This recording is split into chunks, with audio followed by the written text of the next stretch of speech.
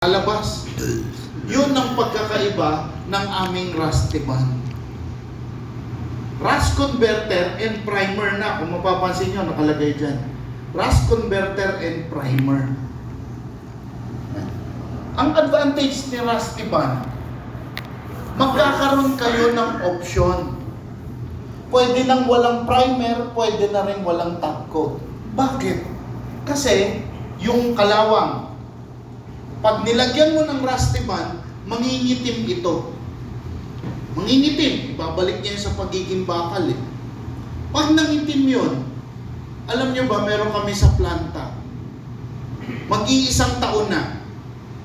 Since mag-iisang taon na, naka-rusty band lang. Kasi minsan, meron sa inyo mga creative eh. Yung gusto nyo, yung traditional, yung classic lang. Gusto nyo yung bakal lang na naka-convert lang na itim. Meron ganon eh. So, naging option si primer at saka si top coat. Pwede nyong lagyan ng primer or lagyan nyo ng top coat. Yun ang advantage ni rusty band. Yun ang kagandahan niya. Nagkaroon ng option, makakatipid din kayo.